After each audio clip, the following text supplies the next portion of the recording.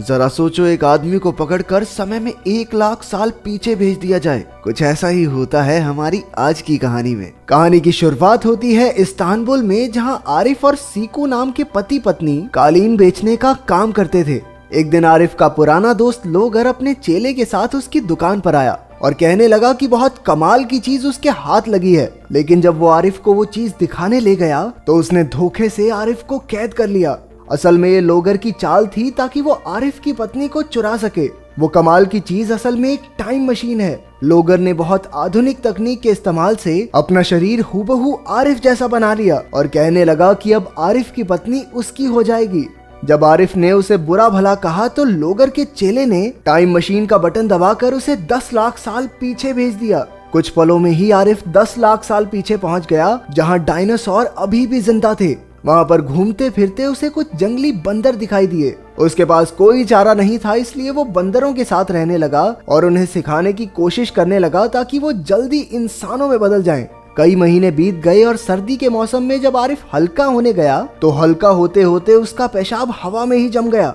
वहाँ इतनी ठंड थी जितनी आज के समय शायद एंटार्क्टिका में ही होती हो। इस नई दुनिया में आकर आरिफ बहुत बोर हो रहा था तो वो कुछ भी उलझलूल हरकतें करने लगा। बदकिस्मती से इतने महीनों की कड़ी मेहनत के बाद भी वो बंदरों को कुछ नहीं सिखा पाया। उसने हिसाब लगाया कि इनके साथ रहा ना तो मैं भी बंदर ही बन जाऊंगा। इसके बाद वो जंगल में इंसानों की खोज में निकल पड़ा। अचानक रास्ते में उसका सामना एक खूंखार डायनासोर से हो गया जो गुस्से में दहाड़ रहा था। आरिफ की तो फटके चार हो गई, लेकिन फिर उसने देखा कि ये डायनासोर एक माँ है जो अपने अंडों की रक्षा कर रही है। आरिफ तुरंत पीछे हट गया और इससे खुश होकर डायनासोर ने उसे शहद का एक डब्बा दिया। इससे पहले वो उसे खा पाता उसके पीछे एक भयानक मधुमक्खी पड़ गई और उसने आरिफ को काट लिया। आरिफ अपनी जान बचाकर भागा और जाकर एक पेड़ के पीछे छिप गया, लेकिन डंक की वजह से वो बेहोश होने लगा। तभी पेड़ पर उसने 2 आदिवासियों को देखा जिन्होंने उस पर जहरीला तीर चलाकर उसे बेहोश कर दिया। जब आरिफ की आंख खुली तो वो एक गुफा में था जहाँ कई आदि मानव अजीब से भजन गा रहे थे। दरअसल ये लोग अनजान आदमियों पर भरोसा नहीं करते थे और थोड़ी देर में उसे मारने वाले थे।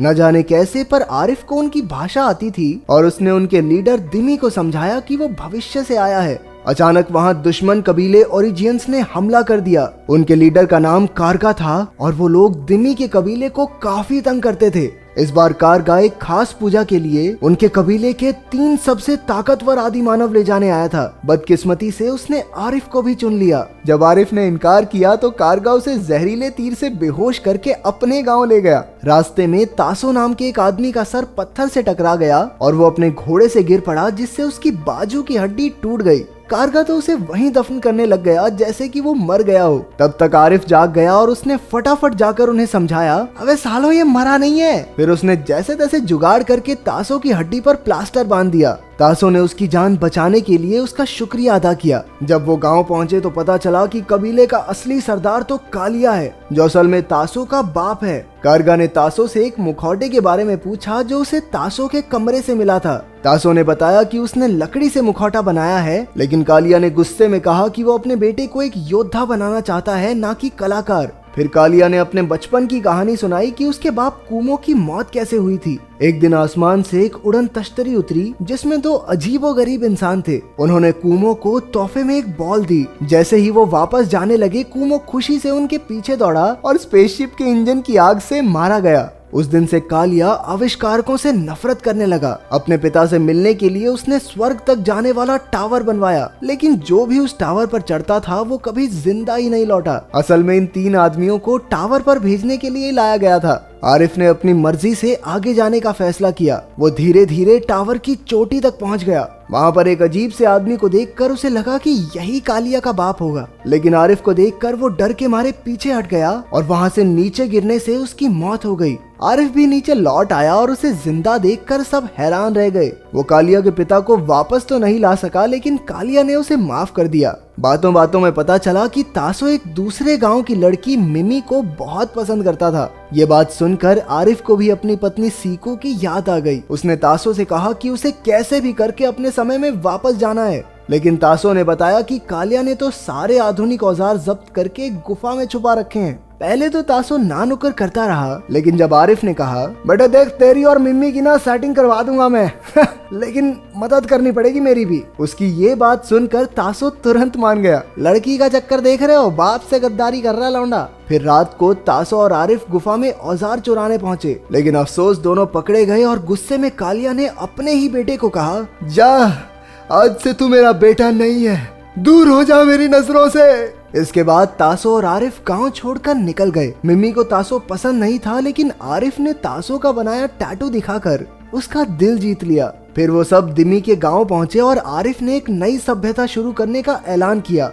उसने दिमी की मदद से कालिया की गुफा में छुपे औजारों को चुराने का प्लान बनाया। दिमी और उसके आदमी उनसे पहले ही चिढ़ते थे तो तुरंत मान गए। अगली रात आरिफ और तासो फिर से कालिया की गुफा में घुसे और गांव वालों की मदद से सारे औजार गांव में ले आए। बिना समय गवाए आरिफ ने वो सारे आविष्कार किए जिससे इंसानी जाति आगे बढ़ी। आरिफ की वजह से वो हजारों साल आगे बढ़ चुके थे और जिंदगी बेहद आसान हो गई थी। औरतें अब आसानी से घर पर खाना पका सकती थी और बच्चे स्कूल जा सकते थे। आरिफ को मंत्री बना दिया गया, लेकिन वो खुश नहीं था क्योंकि गांव वालों की सोच अभी भी आगे नहीं बढ़ी थी। उधर जब कालिया को पता चला कि गुफा को आरिफ और तासो ने लूटा है तो उसने गुस्से में कारगा को उन्हें मारने के लिए भेजा। लेकिन जब कारगा गांव पहुंचा तो इतने आविष्कार देखकर दंग रह गया। वो चोरी का सामान वापस मांगने लगा, लेकिन आरिफ ने सबके सामने उसकी बेइज्जती कर दी। इससे कारगा को गुस्सा आ गया और उसने फौज लाकर उन पर हमला करने का ऐलान किया। एक दिन आरिफ मिम्मी, तासो और बाकी गांव वालों को पास के जंगल में घुमाने ले गया, लेकिन जब वो सब वापस लौटे तो गांव की हालत देखकर वहीं जम गए।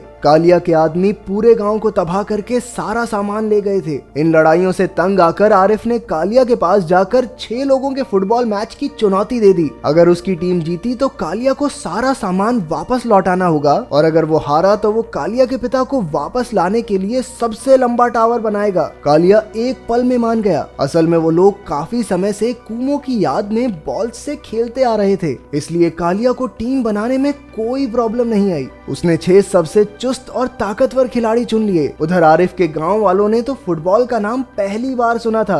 तभी मिमी ने बताया कि गांव में कुहारा नाम का एक आदमी रहता है जो पहले गोलकीपर हुआ करता था। उसने एक ही मैच में 8 गोल मारे थे और फिर उसने खेलना छोड़ दिया। आरिफ ने उसे टीम में लेने की बहुत कोशिश की, लेकिन वो नहीं माना। आखिरकार दिमी गोलकीपर बनने को तैयार हो गया। आरिफ और तासो स्ट्राइकर बन गए और बाकी के खिलाड़ी भी यूं ही चुन लिए गए। इसके बाद उनकी कड़ी ट्रेनिंग शुरू हो गई और सारी औरतों ने मिलकर उनके लिए जर्सी बनाई। कुछ ही दिनों की प्रैक्टिस के बाद आरिफ की टीम बढ़िया तरीके से खेलने लगी। जल्द ही मैच का दिन आ गया। मैच शुरू हुआ और कालिया की टीम शुरुआत से ही हावी होने लगी। उन्होंने आसानी से 4 गोल दाग दिए, जबकि हाफ टाइम से पहले आरिफ की टीम 1 गोल भी नहीं कर पाई। हाफ टाइम ब्रेक में आरिफ ने अपनी टीम से कहा कि वो असल में एक एलियन है और दूसरे ग्रह से यहाँ रहने आया है। उसके पास कुछ शक्तियाँ हैं जिससे वो मैच का पासा पलट सकता है। अब उसे अपनी टीम को जिताने के लिए एलियन बनना ही होगा। हालांकि इतनी बड़ी बात सुनने के बाद भी गांव वाले गुस्सा नहीं हुए, बल्कि वो तो उसकी शक्तियां देखने के लिए एक्साइटेड हो रहे थे। जैसे ही दूसरा पड़ाव शुरू हुआ, आरिफ ने अपनी शक्तियों का जादू चलाना शुरू कर दिया। खतरनाक स्टंट दिखाते हुए उसने अपनी टीम के लिए 3 गोल कर दिए। वहीं मैच के दौरान तासो की एक दूसरे खिलाड़ी से हाथापाई शुरू हो गई, जिसके बाद उसे बाहर होना पड़ा। दिमी के भी एक हाथ में चोट लग गई और अब वो आगे नहीं खेल सकता था। अब एंट्री हुई कुहारा की, जिसने गोलकीपर की जगह संभाली। उसने लोहे की दीवार बनकर हर गोल रोक दिया। अब मैच खत्म होने में कुछ ही पल बाकी थे और आरिफ ने हवा में उड़ते हुए जबरदस्त शॉट मारा और ये गोल! आखिरकार आरिफ की टीम जीत गई और गांव वाले खुशी से नाचने लगे। कालिया ने भी उनकी तारीफ की और गांव वालों से दूर रहने का वादा किया, लेकिन जीतने के बाद भी आरिफ दुखी था। वो जानता था कि लोगर ने उसकी पत्नी सीकू को बंदी बना लिया होगा। अब लौटने का भी कोई फायदा नहीं, इसलिए उसने गांव छोड़कर इधर उधर भटकने का फैसला किया। जाने से पहले उसने तासो को अपनी घड़ी और मिमी को अपनी अंगूठी तोहफे में दी। तभी अचानक जोरदार लाइट दिखाई दी और सीकू भी वहाँ पहुँच गई। आरिफ उसे देखकर हक्का बक्का रह गया। सीकू ने बताया कि जब आरिफ लोगर के साथ चला गया था तो उसने खबर देखी कि एक जगह से 10 लाख साल पुरानी अंगूठी और घड़ी मिली है। उन्हें देखकर सीकू एक पल में समझ गई कि ये तो मेरे पति आरिफ की हैं। फिर उसे सारा माजरा समझ में आया कि जो आरिफ उसके सामने है वो नकली है, इसलिए उसने नकली आरिफ को बंदूक दिखाकर अपने पति का पता पूछा। आखिरकार वो लोगर की टाइम मशीन से वहां आ पहुंची। फिर आरिफ और सीकू ने गांव वालों को अलविदा कहा और अपने समय में वापस लौट गए। वहां जाकर उन्होंने इस बार लोगर को 10 लाख साल पीछे भेज दिया। पहले तो गांव वालों को लगा कि ये आरिफ है, लेकिन जब लोगर उन्हें गालियां बकने लगा तो वो सारी बात समझ गए। ऊपर से ये भी पता चला कि जिस उड़न तश्तरी से कालिया का बाप मरा था वो असल में लोगर की ही थी। गाँव वालों को गुस्से में अपनी ओर बढ़ता देख लोगर की हालत पतली हो गई। आखिरकार उन्होंने उसे धर दबोचा और यही कहानी खत्म हो गई। तो अगर तुम्हें मौका मिले तो तुम समय में आगे जाना चाहोगे या पीछे? कमेंट्स में जरूर बताना। मिलते हैं अगली वीडियो में।